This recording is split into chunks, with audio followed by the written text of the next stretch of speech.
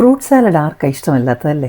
അപ്പോൾ അതിൻ്റെ കൂടെ ഇന്നൊരു വേർമിസെല്ലി കസ്റ്റർഡ് ചേർത്തുള്ളൊരു ഫ്രൂട്ട് സാലഡാണ് ഇന്ന് ഞാൻ ചെയ്ത് കാണിക്കുന്നത്. എളുപ്പത്തിലുള്ളൊരു ഡിസേർട്ടുമാണിത്. അപ്പോൾ നമുക്ക് ഇന്ന് വേർമിസെല്ലി ഫ്രൂട്ട് സാലഡ് എങ്ങനെയാണ് ചെയ്യുന്നതെന്ന് നോക്കാം.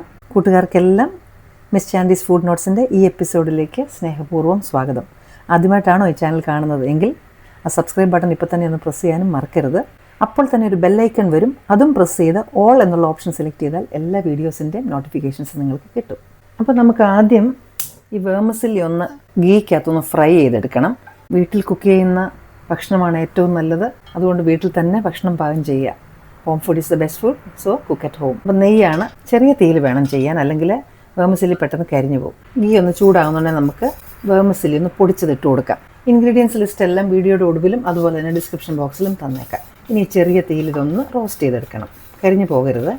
ഇതിപ്പോൾ റോസ്റ്റ് ആയിട്ടുണ്ട്. ഇനിയും റോസ്റ്റായി കരിഞ്ഞു പോകും. അത് ഞാൻ അടുപ്പേ നിങ്ങൾ മാറ്റണം കേട്ടോ, അല്ലെ നമ്മൾ അതിൽ തന്നെ വെച്ചുകൊണ്ടിരുന്നാലും കരിഞ്ഞു പോകും. അതിലേക്ക് ഞാൻ കുറച്ച് നട്ട്സ് കൂടി ഇടുകയാണ്. ഇത് ഞാൻ പിസ്തയാണ് ഇട്ടിരിക്കുന്നത്.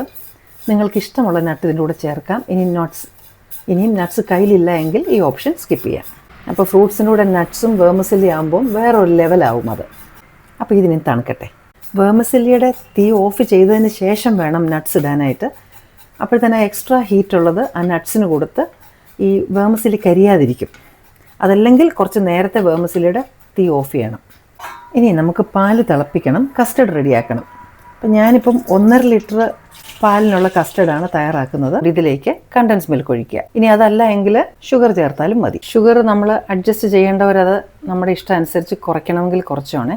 ഈ കസ്റ്റർഡ് പൗഡർ ഈ പാലിൽ നിന്ന് കുറച്ച് പാലെടുത്ത് ഒന്ന് മിക്സ് ചെയ്യണം. ഈ പാലിൽ നിന്ന് തന്നെ നമ്മൾ പാലെടുക്കുന്നത് എന്താണെന്ന് വെച്ചാൽ നമ്മുടെ അളവ് മാറിപ്പോകാതിരിക്കാനായിട്ട്. ഇച്ചിരി തിന്നായിട്ട് കലക്കിയാലും കുഴപ്പമില്ല. പക്ഷേങ്കിൽ ചൂടുവെള്ളം ഒഴിച്ച് ഒരിക്കലും കലക്കരുത്, വെന്തു പോകും. തണുത്ത പാലിൽ വേണം ഇത് കലക്കി വയ്ക്കാൻ. പാലിലേക്ക് ഒരു 1/2 ടീസ്പൂൺ വാനില എസൻസാണ് ഒഴിക്കുന്നത്. നിങ്ങൾക്ക് ഇഷ്ടമുള്ള എസൻസ് ഒഴിക്കാം. കാരണം എന്താണെന്ന് വെച്ച് കഴിഞ്ഞാൽ ഫ്രൂട്ട് സാലഡ് ആണല്ലോ. മാംഗോയോ എന്ത് ഇഷ്ടമാണോ, apple, orange, any essence is fine. തീ കത്തിക്കാൻ പോവാണ് പാലിൻ്റെ. ഇനി ഇതിലേക്ക് നമുക്ക് ഈ നമ്മൾ കലക്കി വെച്ചിരിക്കുന്ന കസ്റ്റർഡ് ഒന്ന് ഒഴിച്ചു കൊടുക്കണം. കട്ടയില്ലാതെ വേണം അത് കലക്കാൻ. ഇനി ഇത് നമ്മൾ കോൺസ്റ്റൻ്റായിട്ട് ഇളക്കി കൊടുത്തുകൊണ്ടിരിക്കണം. എന്നിട്ട് ഈ പാല് തിക്കാവും. അതുവരെ നമ്മളിത് ഇളക്കി കൊടുത്തുകൊണ്ടേ ഇരിക്കണം. ഇളക്കാതെ നിന്ന് കഴിഞ്ഞാൽ ആ കസ്റ്റർഡ് ഉള്ളത് കൊണ്ട് ചട്ടിയുടെ അടിയിൽ പിടിച്ചിട്ട് അത് വെന്തു പോകും. അത് വളരെ ശ്രദ്ധിക്കണം. ചെറിയ തീയിൽ വെച്ചിട്ടൊന്ന് ഇളക്കി കൊടുത്താൽ മതി. അപ്പോൾ നല്ല കൊഴുത്ത് വരും. എത്രയും തിക്കാകണോ അത്രയും തിക്ക് വരെ നമുക്ക് ആക്കാം. പക്ഷേ ഒരു മീഡിയം, കുറച്ച് ലൂസായിട്ടിരിക്കുന്നതാണ് നല്ലത്. സ്മൂത്ത് ഫ്ലോയിങ് പോലെ ഇരിക്കുന്നതാണ് നല്ലത്, പ്രത്യേകിച്ച് ഫ്രൂട്ട് സാലഡിനൂടെ കഴിക്കാൻ. പാൻ്റെ ബേസ് ചേർത്ത് ഇളക്കണം.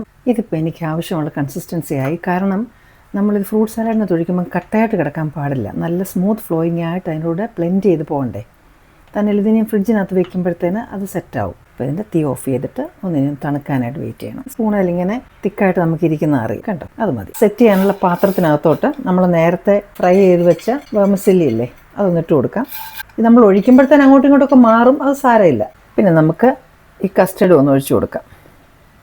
ഇത് കറക്റ്റായിട്ട് ഒരു റാൻഡമായിട്ട് അങ്ങ് ഇളകിക്കോളൂ അത് തന്നെ. ഇനി നമുക്കതിൻ്റെ മുകളിലും കുറച്ചിട്ട് കൊടുക്കാം. ഇത് ഇങ്ങനെ തന്നെ സെർവ് ചെയ്യാൻ നല്ലതാണ് കേട്ടോ. ഇതിനി നമ്മൾ ഒരു ക്ലിങ് ഫിലിമോ അല്ലെങ്കിൽ എന്തെങ്കിലും ടൈറ്റായിട്ട് ക്ലോസ് ചെയ്ത് ഫ്രിഡ്ജിൽ വെച്ച് ഒരു 4 മണിക്കൂർ സെറ്റ് ചെയ്യും. ആക്ച്വലി ഇത് 6 മണിക്കൂറായി നല്ല സെറ്റായിട്ട് വന്നിട്ടുണ്ട്. അപ്പോൾ ഞാൻ കുറച്ച് ലൂസായിട്ടാണ് ചെയ്തത്. കാര്യം ഞാനത് ഫ്രൂട്ട് സാലഡിൻ്റെ കൂടെ കൊടുക്കാനായിട്ട്. ഇനി അതല്ല എങ്കിലും കുഴപ്പമില്ല. ഇതിങ്ങനെ തന്നെ നമ്മൾക്ക് സെർവ് ചെയ്യാവുന്നതാണ്. വളരെ ടേസ്റ്റിയാണ്.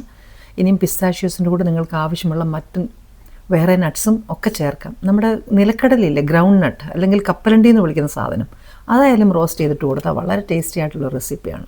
സിമ്പിളല്ലേ, ട്രൈ ചെയ്ത് നോക്കണേ. അപ്പോൾ ഇതിപ്പോൾ ഞാൻ ഫ്രൂട്ട്സിൻ്റെ കൂടെ ഇട്ടാണ് കൊടുക്കുന്നത്. അപ്പോൾ നിങ്ങൾ ഇഷ്ടപ്പെട്ടുവെങ്കിൽ ആ തംസ് അപ്പ് ബട്ടൺ ഒന്ന് പ്രസ് ചെയ്യാനും ലൈക്ക് ചെയ്യാനും ഷെയർ ചെയ്യാനും സബ്സ്ക്രൈബ് ചെയ്യാനും ഒന്നും മറക്കരുത്. ഓൾറെഡി സബ്സ്ക്രൈബ് ചെയ്തവർ ചെയ്യേണ്ട, അൺസബ്സ്ക്രൈബായി പോകും. അപ്പോൾ ഇനി നിങ്ങൾക്ക് ഇഷ്ടപ്പെടുന്ന മറ്റു നല്ലൊരു റെസിപ്പിയുമായി വീണ്ടും ഞാൻ എത്തും. Till then I M signing off and you stay safe.